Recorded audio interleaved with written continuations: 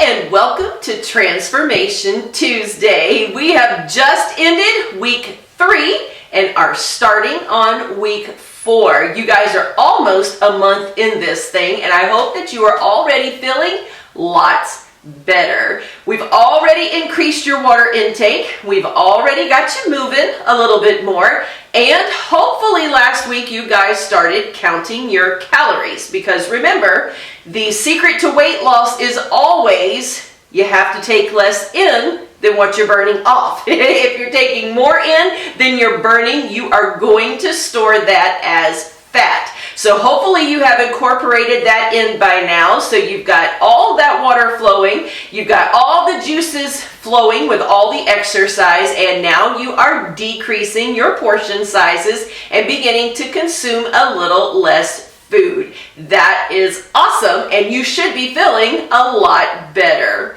Today I wanted to talk to you though about a little culprit that is lurking deep down inside your gut that could actually hinder your weight loss no matter how many of the right steps you take. And just what is that little culprit, you may ask? That is called yeast.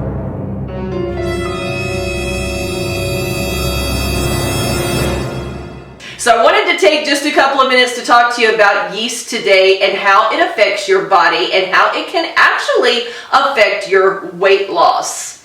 A couple of years back, most of you will know this already if you had watched back during the summer when I was doing Transformation Tuesday. I embarked on a journey to change my health, and when I did and found some information that was really good as far as nutrition and how to take care of my body, I followed it to the T and had been very successful at dropping a lot of weight in a very short period of time, and doing it without even being hungry, because I just began to eat all the right foods and to take care of myself the proper way.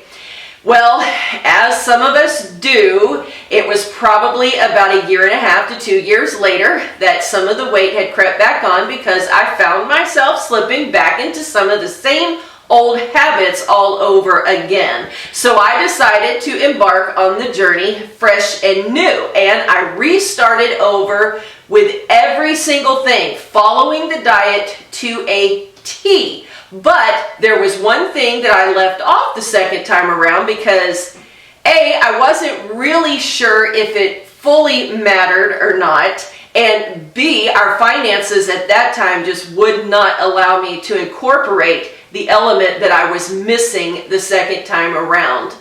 The difference for me the second time around was not in the food, because I was not cheating at all. I was eating everything that the nutritionist had said to eat, and in the combinations they had said to eat. I was getting in my exercise, and even getting in more than what they had recommended, because the recommendation was 20 minutes 3 times a week, and I was actually exercising about an hour every single day. So I knew that wasn't the issue. The food wasn't the issue. So what in the world could it have been? And it dawned on me after about 6 weeks into the process and just being completely frustrated that I wasn't seeing the scales move.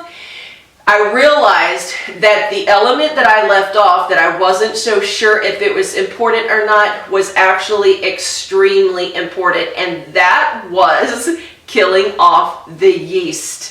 The thing about yeast is that it is a fungus that naturally resides inside of your body, and all of us have it.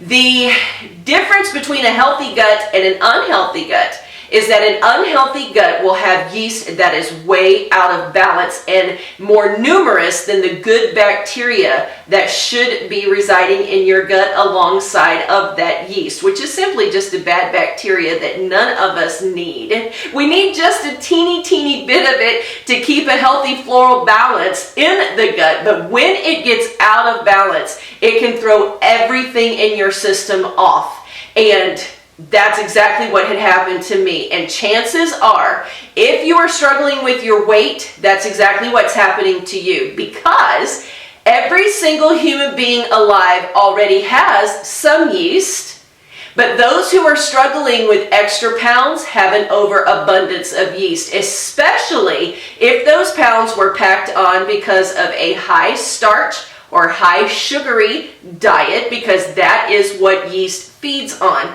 It feeds on sugar. So the more sugar that you take in, and that can be even natural sugars, and it can be any type of vegetable that is high on the glycemic index, like white potatoes, because all of that stuff turns into glucose inside our body. That glucose in turn feeds the yeast, and before you know it, it has doubled in size and then tripled in size and then quadrupled until it finally has taken over the entire lining of your gut, pushing out all of the good bacteria that you actually need.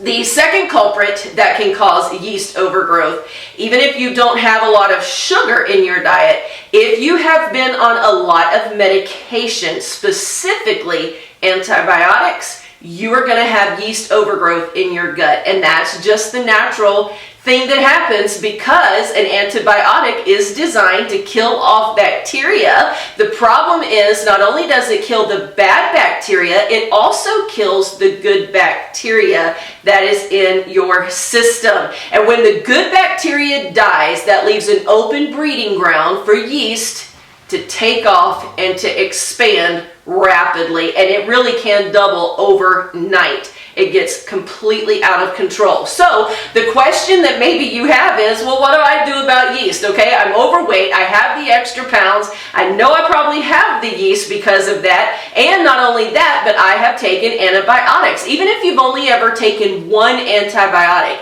you are going to have yeast overgrowth because of it. And if you've taken multiple rounds, like I have the last few years because of chronic sinus infection, then you are going to be overrun with yeast inside of your body. And it can cause a whole plethora of symptoms. Not only will it make you hold on to weight and water retention, it also can cause sleeplessness, it can cause symptoms of insomnia, it can cause chronic fatigue, fibromyalgia, it can even activate and make symptoms of lupus stronger as well. And doctors are finding that there is a whole host of symptoms that people come up with that they are treating as one disease or another, when underlying underneath it all is actually an overgrowth of yeast that is happening on the inside, and that exacerbates all the other symptoms. So, what are you supposed to do? How do we deal with the yeast?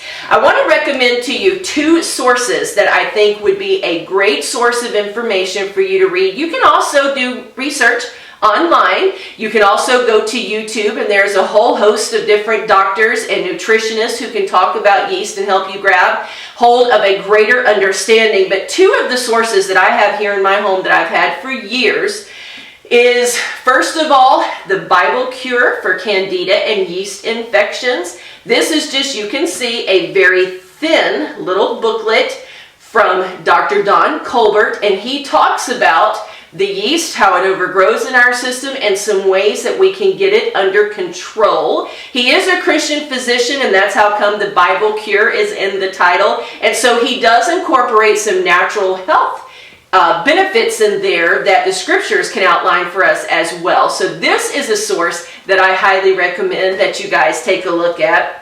And then the book that changed my life, and you guys will remember this from back during the summer, is The Maker's Diet by Dr. Jordan Rubin. You guys will definitely want to take a look at this book. He also has several other books that you can research out online. One of his books that is just phenomenal actually shows pictures of him when his gut got out of balance and he ended up developing diverticulitis, and it almost killed him. He had dropped down to like 104 pounds on his frame. He's a tall guy, and he was just like a walking skeleton and was just about, the doctors had pretty much given up hope. No one could figure it out until someone told him about the yeast principle in how to get that gut healthy. So he went on a journey to do that, and he has written several books now all about taking care of your body the best and healthiest way. And if you can't afford any other book, this is a book that I would highly recommend, because it totally transformed the way that I think about food and the way that I see things. Dr. Rubin has a product. It's actually through his company Garden of Life. And no, this is not sponsored by him at all. I found this book walking through a Sam's Wholesale Club one day and read the book. And in the book, he outlined some of the vitamins and minerals and some of the substances that he has that can help get your gut in balance. So I ordered them online. But Garden of Life is the name of it. And the one that you should start with is called Fungal Defense. And it's a natural probiotic, but there are also some other ingredients inside of this that targets yeast. And it actually attracts yeast to eat on it, and as the yeast eats on it, it will die off. Here's the thing. As you begin to experience yeast die off, some of your symptoms will worsen. If you have issues with psoriasis on your skin, rosacea, any of those skin conditions can be exacerbated just a little bit while the yeast is dying off. There are some other toxic die-off symptoms that you may experience. Your chronic fatigue will probably worsen for a little while, and also your puffiness and bloating, symptoms of insomnia, all of that can actually increase just a little bit while the yeast is dying off, because you've got to remember, yeast is a living organism, and as it dies, it does put off toxins into your bloodstream. That can cause symptoms to worsen, but hang tight, because after about 4 days and your body flushes that out, then you start feeling better than you've ever felt before. And I can tell you that from personal experience. The deal is, however, when you begin to handle and take care of yeast, you have got to stop eating sugar, all sugar, for a period of time. I believe, if I'm not mistaken, the actual Fungal Defense is a 2-week system, and once you finish the Fungal Defense, you move right on into his Primal Defense, which then maintains proper gut balance. But the first 2 weeks, it is crucial that you stop all sugars. He even outlines specific fruits that you have to avoid, like pineapples and bananas and things that are naturally high in sugar. No white potatoes, no brown rice, anything that's super starchy, you have to stop for the first 14 days. Because if you have sugar in your system, the yeast is going to be attracted to that, and it will leave the ingredients from the Fungal Defense alone. So you've got to remove the sugar, get this product into your system, and there may be other ones out there on the market. Do your own research. I'm definitely not a doctor. I'm not a physician. I don't know all the products that are out there and what may be best. All I can tell you is what worked for me, and this product definitely works. When I hit that 6-week lull where I just wasn't dropping any weight, no matter how much I exercised and no matter how well I was eating, I started taking this Fungal Defense, and within 2 weeks I dropped 10 pounds, and that was all from yeast die-off. So I am telling you guys, it totally works. But I didn't want to spring all of that on you guys on week 1, because I knew that would be very overwhelming. We had to start retraining the way that we're thinking, and the best way to do that was to increase our fluid intake, to start moving more and getting movement as part of our daily routine, and then to begin cutting back on our portions, because as we consume less food, transitioning into no sugar at all and transitioning into no starches is going to be a whole lot easier. So that's what I want to leave you with today, is we've got to take care of that yeast. And that's my challenge to you guys next, because I know you're going to be very frustrated if you are trying your best to eat right, to take in more water, to exercise more, and you don't see your scale moving. It's going to frustrate you. And if you're like me, and most people who struggle with weight get frustrated very easily when the scale doesn't move, and it could very well be, I can almost guarantee you 100%, it's because you've got to kill the yeast off. So, all that being said, I know that can be a drastic change for some of you guys, and I know it's going to add a little bit of an expense to get these types of products into your home, but it's really worth it. Search online. I found a couple of websites where this was a lot cheaper. The shipping was cheaper. It had to come to me all the way from California, but it was the cheapest place, and so waiting the couple of extra days to me was worth it because of the expense of the product. But it is money well spent because you just cannot pay enough for good health, and that's just a fact. You can either pay now to get an optimal health, or you're gonna pay later by repeated doctor's visits for a bunch of symptoms that no one can quite figure out how to control.